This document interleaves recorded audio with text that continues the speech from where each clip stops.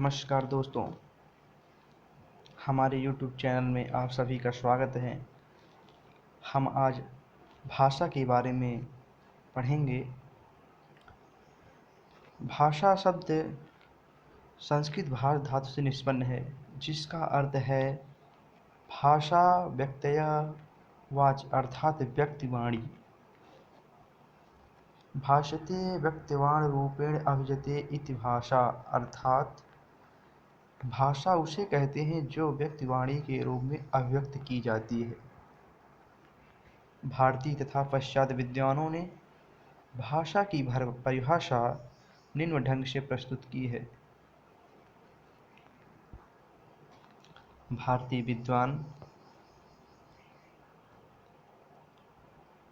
व्यक्तिवाची वर्णः एषः तः इम इक व्यक्तिवाचः, अर्थात जो वाणी वर्णों में व्यक्ति हो उसे भाषा कहते हैं। पतंजलि जी कहते हैं, उनके अनुसार ये परिभाषा है व्यक्तिवाची वर्णः एषः ता इमे व्यक्तिवाचः, अर्थात जो वाणी वर्णों में व्यक्त हो उसे भाषा कहते हैं। हमारे दूसरे विद्वान हैं कामता प्रसाद गुरु, जो भाषा की परिभाषा देते हैं। भाषा वह साधन है जिसके द्वारा मनुष्य अपने विचारों दूसरों पर भली भांति प्रकट कर सकता है और दूसरों के विचार आप स्पष्टतः समझ सकते हैं, उसे भाषा कहते हैं। कामता प्रसाद गुरु जी के अनुसार कहते हैं, भाषा वह साधन है जिसके द्वारा मनुष्य अपने विचारों दूसरों पर भली भांति प्रकट कर सकते हैं और दूसरों को विचारों के आप स्पष्टतः समझ सकते हैं, उसे भाषा कहते हैं। डॉक्टर श्याम सुंदर दास के अनुसार मनुष्य और मनुष्य के बीच वस्तुओं के विषय में अपनी इच्छा और मति का आदान प्रदान करने के लिए व्यक्ति ध्वनि संकेतों का जो व्यवहार होता है उसे भाषा कहते हैं। और चौथे हमारे विद्वान हैं डॉक्टर मंगल देव शास्त्री जी के अनुसार भाषा विद्वान की उस चेष्टा या व्यापार को कहते हैं जिससे मनुष्य अपने उच्चारणोपयोगी शरीरवयों से उच्चारण किए गए वर्णात्मक या व्यक्त शब्दों द्वारा अपने विचारों को प्रकट करते हैं। पांचवें हमारे विद्वान हैं बाबूराम सक्सेना जी। उनके अनुसार परिभाषा है जिन ध्वनि चिन्हों द्वारा मनुष्य अपने परस्पर विचार विनिमय करता है उनको समष्टि रूप से भाषा कहते हैं। बाबूराम सक्सेना जी कहते हैं भाषा के परिभाषा में, जिन ध्वनि चिन्हों द्वारा मनुष्य अपने परस्पर विचार विनिमय करता है उनको समष्टि रूप से भाषा कहते हैं। छठवें हमारे विद्वान हैं सुकुमार सेन जी के अनुसार अर्थवान कठोदगीर्ण ध्वनि समष्टि ही भाषा है। अर्थवान कठोदगीर्ण ध्वनि समष्टि ही भाषा है, सुकुमार सेन जी के अनुसार। सातवें हमारे विद्वान हैं डॉक्टर भोलानाथ तिवारी जी के अनुसार भाषा निश्चित प्रयत्न के फलस्वरूप मनुष्य के मुख से निश्चित व सार्थक ध्वनि स्पष्ट है जिसका विश्लेषण और अध्ययन हो सके। डॉक्टर भोलानाथ तिवारी जी के अनुसार कहते हैं, भाषा निश्चित प्रयत्न के फलस्वरूप मनुष्य के मुख से निश्चित व सार्थक ध्वनि समष्टि है जिसका विश्लेषण और अध्ययन हो सके। हमारे आठवें आचार्य देवेंद्र नाथ शर्मा जी कहते हैं, भाषा यादृच्छिक रूढ़ उच्चारित संकेत की वह प्रणाली है जिसके माध्यम से मनुष्य परस्पर विचार विनिमय सहयोग अथवा अभिव्यक्ति करते हैं।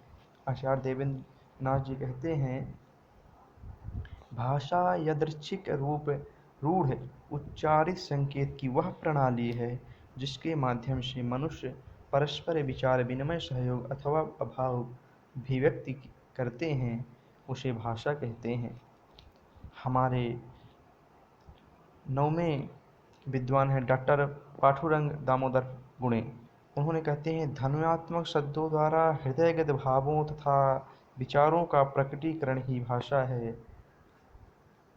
कहते हैं धन्वात्मक शब्दों तथा द्वारा हृदयगत भावों तथा विचारों का प्रकटीकरण ही भाषा है।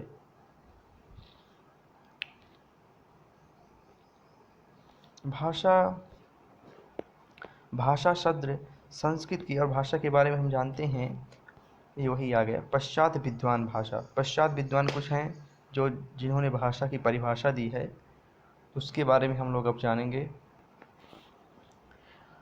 फर्स्ट है हमारे मैक्स मूलर जी। मैक्स मूलर जी कहते हैं, भाषा वह कुछ नहीं केवल मनुष्य की चतुर बुद्धि तथा आविष्कृत एक ऐसा उपाय है जिसके माध्यम से हम अपने विचार सरलता और तत्परता पर ऐसा प्रकट कर सकते हैं और जो चाहते हैं, इसकी व्याख्या प्रकृति की उपज के रूप में नहीं बल्कि मनुष्यकृत पदार्थ के रूप में करना उचित है।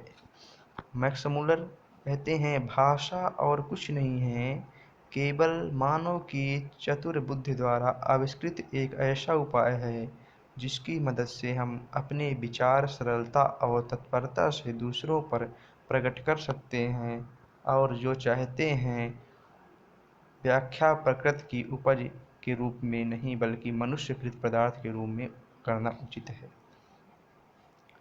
दूसरे हमारे पश्चात विद्वान हेनरी स्वीट जी कहते हैं, ध्वन्यात्मक शब्दों द्वारा विचारों का प्रकटीकरण ही भाषा है।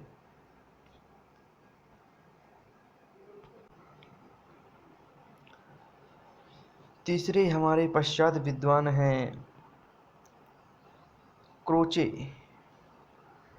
देख सकते हैं, उनके द्वारा है, भाषा उस स्पष्ट समित तथा सुसंगत ध्वनि को कहते हैं जो अव्यंजना के लिए नियुक्त की जाती है। क्रोचे के अनुसार भाषा उस स्पष्ट समित तथा सुसंगत ध्वनि को कहते हैं जो अव्यंजना के लिए नियुक्त की जाती है। और चौथे हमारे पश्चात विद्वान हैं वांद्रे। वो कहते हैं, भाषा एक प्रकार का चिन्ह है। चिन्ह से तात्पर्य उन प्रतीक से है जिनके द्वारा मनुष्य अपना विचार दूसरों पर प्रकट करता है।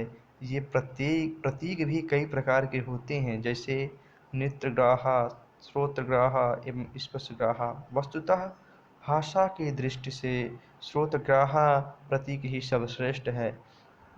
ध्यान दीजिएगा, श्रोत्रग्राहा ही प्रतीक ही सर्वश्रेष्ठ है इनके अनुसार। एक बार पुनः पढ़ते हैं।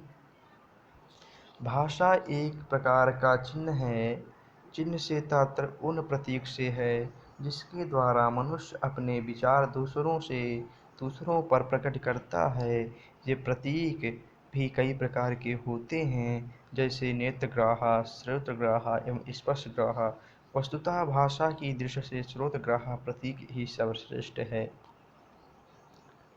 पांचवें हमारे पश्चात विद्वान हैं ओत्तो एस्पर्सन। मनुष्य ध्वन्यात्मक शब्दों द्वारा अपने विचार प्रकट करता है। मानव मस्तिष्क वस्तुतः विचार प्रकट करने के लिए ऐसे शब्दों का निरंतर उपयोग करता है। इस प्रकार के क्रियाकलाप को ही भाषा की संज्ञा दी जाती है। एक बार पुनः आप जरूर देख लीजिए। मनुष्य ध्वन्यात्मक शब्दों द्वारा अपने विचार प्रकट करता है। मानव मस्तिष्क वस्तुतः विचार प्रकट करने के लिए ऐसे शब्दों का निरंतर उपयोग करता है। इस प्रकार के क्रियाकलाप को ही भाषा कहते हैं।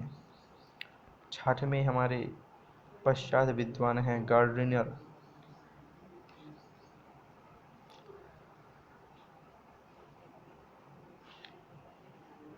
गार्डनर के अनुसार विचारों की अभिव्यक्ति के लिए जिन व्यक्ति या स्पष्ट ध्वनि संकेतों का व्यवहार किया जाता है उन्हें भाषा कहते हैं।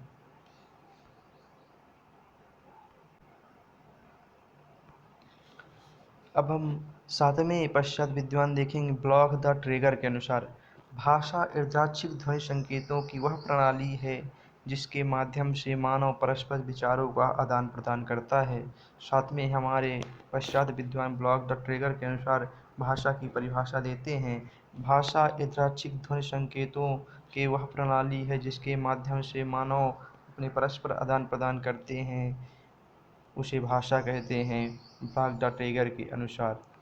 आठवें हमारे पश्चात विद्वान स्तोत्रेवा कहते हैं, भाषा यादृच्छिक ध्वनि संकेतों की वह पद्धति है जिसके द्वारा मानव समुदाय के परस्पर सहयोग एवं विचार विनिमय करते हैं। स्रोतेवा के अनुसार भाषा यादृच्छिक ध्वनि संकेतों की वह पद्धति है जिसके द्वारा मानव समुदाय परस्पर सहयोग एवं विनिमय करते हैं। अब आगे हम देखेंगे प्रमुख सिद्धांत तथा उसके प्रवर्तक निम्नलिखित हैं। भाषा की उत्पत्ति और उनके प्रमुख सिद्धांत तथा उसके प्रवर्तक निम्नलिखित हैं। पहले सिद्धांत दिए थे दिव्योत्पत्ति, डिवाइन थ्योरी। इसके प्रवर्तक हैं प्राचीन धर्म ग्रंथ, देख लीजिए आप, इम्पोर्टेंट है। दूसरा है संकेत, एग्रीमेंट थ्योरी, रूसो प्रवर्तक हैं इसके। रण, डिंग डोंग थ्योरी, प्लूटो, हेस एवं मैक्स मूलर मिलकर ये सिद्धांत दिए थे। चौथी है इंगित, जस्टर थ्योरी, डॉक्टर राय। ये परीक्षा दृष्टि से बहुत इंपॉर्टेंट है, इसको आप लोग देख लीजिएगा। पांचवी है धातु, रूट थ्योरी, हेज और मैक्स मूलर इसके प्रवर्तक हैं। छठवीं है श्रम ध्वनि, हे यो ही ओ थ्योरी, न्योरे।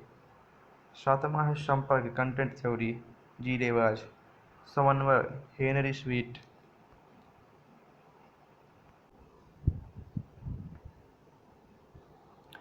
सन 1866 ईस्वी में पेरिस में भाषा विज्ञान की एक समिति ला सोसिएते दा लिंग्विस्tique, ला सोसाइटी डी लिंग्विस्टिक ने अपने अधिनियम में निर्देश में दिया कि भाषा की उत्पत्ति और विश्व भाषा निर्माण इन दो विषयों पर विचार नहीं किया जाएगा। नीचे है भाषा की विशेषताएं प्रवृत्तियां निम्नलिखित हैं जो नीचे हैं, आप देख सकते हैं। भाषा की प्रमुख विशेषताएं हैं यहाँ पर। भाषा सामाजिक संपत्ति है, पहला इसका विशेषता है भाषा की, भाषा सामाजिक संपत्ति है। दूसरा है भाषा सतत एवं प्रवाहमान, सहज और नैसर्गिक होता है, भाषा अर्जित संपत्ति है। तीसरा इसकी विशेषता है भाषा की विशेषता। चौथा है भाषा परिवर्तनशील होती है। भाषा की पांचवी विशेषता होती है भाषा भाव संप्रेषण का माध्यम है, भाषा भाव संप्रेषण का माध्यम है। छठवां है भाषा अर्जित संपत्ति है। सातवां है विशेषता भाषा अनुकरण से सीखी जाती है। आठवां भाषा की विशेषता है भाषा जटिलता से सरलता एवं संयोगात्मक से वियोगात्मक की ओर उन्मुख होती है। नौवां है भाषा परंपरागत वस्तु है। 10वां विशेषता है प्रत्येक वस्तु की संरचना पृथक होती है। भाषा विकास के चरण क्रमशः निम्न हैं। पहला इसका है आंगिक, दूसरा है वाचिक, तीसरा है लिखित, चौथा है यांत्रिक। भाषा के विविध रूप होते हैं जो निम्न हैं। आप देख सकते हैं, भाषा के विविध रूप हैं जो निम्न हैं।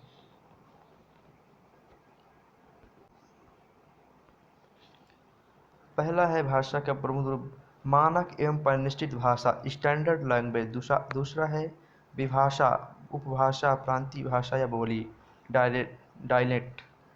तीसरा है अपभाषा, अपभ्रष्ट भाषा या अपमानक भाषा, स्लैंग। चौथा है व्यक्ति बोली, आइडियोलेक्ट। पांचवा है विशिष्ट भाषा, प्रोफेशनल लैंग्वेज। छठवां है कूट भाषा, सीक्रेट लैंग्वेज।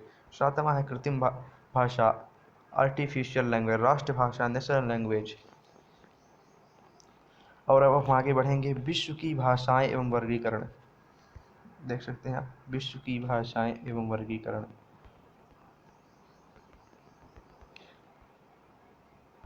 विश्व की भाषाएं एवं वर्गीकरण में हम पढ़ेंगे कुछ विद्वानों ने गणना करके विश्व के सभी भाषाओं की संख्या 2796 बताई। बहुत इंपॉर्टेंट है, आप लोग देख सकते हैं। कुछ विद्वानों ने गणना करके विश्व की सभी भाषाओं की संख्या 2796 बताई है, किंतु कुछ विद्वान अनुमानतः इसकी संख्या 3000 बताते हैं। ये देख लीजिएगा एक बार, बहुत ज़रूरी है। संसार की भाषाओं के दो प्रकार के वर्गीकरण हैं। संसार की भाषाओं के दो प्रकार के वर्गीकरण हैं। आकृति मूलक वर्गीकरण, पारिवारिक वर्गीकरण। आकृति मूलक वर्गीकरण जो रूपात्मक, रचनात्मक, व्याकरणिक, वाक्यात्मक, पदात्मक, पदाश्रित के नाम से जाना जाता है, उसे आकृति मूलक वर्गीकरण के रूप में जाना जाता है। दूसरा है वाक्य रचना एवं रूप पद रचना के आधार पर आधार मानकर जो वर्गीकरण किया जाता है, उसे आकृति मूलक वर्गीकरण कहते हैं। विश्व की भाषाओं का आकृति मूलक वर्गीकरण सर्वप्रथम प्रोफेसर स्लेगल ने दिया था। देख लीजिए, विश्व की भाषाओं का आकृति मूलक वर्गीकरण सर्वप्रथम प्रोफेसर स्लेगल ने दिया था। आकृति मूलक वर्गीकरण का वस्पृच निम्न ढंग से है। देख लीजिए, भाषा दो प्रकार की होती है। आयोगात्मक भाषा दो प्रकार की होती है, आयोगात्मक, योगात्मक। इसमें योगात्मक के तीन प्रकार होते हैं, अश्लिष्ट, श्लिष्ट, अश्लिष्ट। इसमें भाषा के दो प्रकार होते हैं, आयोगात्मक, योगात्मक। और योगात्मक के तीन प्रकार होते हैं, अश्लिष्ट, श्लिष्ट, अश्लिष्ट। अश्लिष्ट के प्रकार होते हैं, चार प्रकार के होते हैं ये, पूर्व योगात्मक, मध्य योगात्मक, अंत योगात्मक, पूर्वांत योगात्मक। और ये श्लिष्ट के इसके भाग होते हैं, दो भाग के होते हैं ये, अंतर्मुखी, बहुमुखी। अंतर्मुखी के दो भाग होते हैं, संयोगात्मक, वियोगात्मक। और बहिमुखी के होते हैं, संयोगात्मक, वियोगात्मक। तीसरा है योगात्मक का प्रकार प्रश्लिष्ट। प्रश्लिष्ट दो प्रकार के होते हैं, पूर्ण प्रश्लिष्ट, आंशिक प्रश्लिष्ट। ये देख लीजिए। और आगे बढ़ते हैं। आकृति मूलक भाषाओं की महत्वपूर्ण विशेषताएं एवं उदाहरण निम्नलिखित हैं। आकृति मूलक भाषाओं की महत्वपूर्ण विशेषताएं, उदाहरण निम्नलिखित हैं। भाषा विशिष्टताएं, उदाहरण। आयोगात्मक भाषा एकाक्षर, निरामय या स्थान प्रधान होता है। विशेषताएं इसकी है, इसमें प्रकृति और प्रत्यय या अर्थत्व और संबंधत्व का संयोग नहीं होता है। यह स्वतंत्र शब्दात्मक भाषा है। उदाहरण चीनी, तिब्बती, बर्मी, सुदामी आदि। दूसरा है योगात्मक भाषा। योगात्मक भाषा विशिष्टताएं हैं इसकी, इसमें प्रकृति और प्रत्यय या अर्थत्व संबंध तत्व का संयोग होता है। इसके प्रथम प्रकार है अश्लिष्ट। अश्लिष्ट अश्लिष्ट का प्रथम प्रकार है अश्लिष्ट। यह प्रत्यय प्रधान भाषा होती, जैसे तुर्की। उदाहरण के लिए देख लीजिए। अश्लिष्ट का प्रथम प्रकार है पूर्व योगात्मक। इसमें प्रत्यय प्रकृति के रूप के पूर्व में लगता है, कफिर, जुलू उदाहरण है इसके। दूसरा है मध्य योगात्मक। इसमें प्रत्यय प्रकृति के बीच में लगता है, संथाली। तीसरा है अंत योगात्मक। इसमें प्रत्यय प्रकृति के अंत में जोड़ा जाता है, इस जैसे कन्नड़। चौथा है पूर्वत योगात्मक। इसमें प्रत्यय प्रकृति के पूर्व व अंत में जोड़ते हैं, जैसे इसका उदाहरण है मफौर। अश्लिष्ट का दूसरा प्रकार है श्लिष्ट। श्लिष्ट दूसरा प्रकार है, अश्लिष्ट का दूसरा प्रकार है श्लिष्ट। इसमें प्रकृति और प्रत्यय घनिष्ठता से मिले होते हैं। इसका प्रथम प्रकार है अंतर्मुखी। अंतर्मुखी जिसका इसमें प्रकृति व प्रत्यय बीच में घुलन मिल होते हैं, इसकी विशिष्टताएं हैं। अंतर्मुखी दो प्रकार के होते हैं, संयोगात्मक और वियोगात्मक। पहला है इसमें संयोगात्मक। इसकी विशेषताएं हैं, इसमें अलग से प्रत्यय नहीं लगाया जाता, जैसे अरबी। दूसरा है वियोगात्मक। इसमें अलग से प्रत्यय लगाया जाता है, जैसे हिब्रू। इसका दूसरा प्रकार है बहिमुखी श्लिष्ट का। इसमें प्रत्यय प्रकृति के अंत में या बाद में लगाया जाता है। बहिमुखी का पहला प्रकार है संयोगात्मक। इसमें प्रत्यय प्रकृति के साथ जुड़ा होता है, संस्कृत जैसे। दूसरा है वियोगात्मक। इसे प्रत्यय प्रकृति के रूप में अलग लगाया जाता है, जैसे हिंदी, अंग्रेजी, बंगला। तीसरा इसका प्रकार है प्रश्लिष्ट। यह समास प्रधान भाषा है। प्रश्लिष्ट का विशेषताएं हैं, यह समास प्रधान भाषा है। पहला है पूर्ण प्रश्लिष्ट। यह पूर्ण समास प्रधान होता है, जैसे चिरोफी। दूसरा है इसका प्रकार प्रश्लिष्ट का आंशिक प्रश्लिष्ट। यह अंशतः समास प्रधान भाषा, जैसे बाष्क। आंशिक प्रश्लिष्ट का विशेषता है, अंशतः समास प्रधान होता है भाषा है, जैसे बाष्क। पारिवारिक वर्गीकरण को वंशात्मक, वंशानुक्रमिक, कुलात्मक या ऐतिहासिक वर्गीकरण में भी किया जाता है। पारिवारिक वर्गीकरण में रचना तत्व व अर्थतत्व दोनों का ध्यान रखा जाता है। पारिवारिक वर्गीकरण भाषा के इतिहास का आधार बनाया जाता है। पारिवारिक वर्गीकरण के लिए महत्वपूर्ण आधार निम्न है, जैसे पहला है प्रथम पद रचना, दूसरा है वाक्य रचना, तीसरा है ध्वनि, चौथा है अर्थ, पांचवा है शब्द और स्थानिक समानता। विश्व की भाषाओं के परिवारों की संख्या के संबंध में विद्वानों में मतभेद है। विल्हेम फान हुबोल्ट और भोलानाथ तिवारी ने इसकी संख्या 13 मानी है। फ्रीड्रिश म्यूलर ने इसकी संख्या 100 मानी है। निर्विवाद रूप से 4 भौगोलिक क्षेत्र के अंतर्गत 18 भाषा परिवारों की प्रमुखता दी गई है।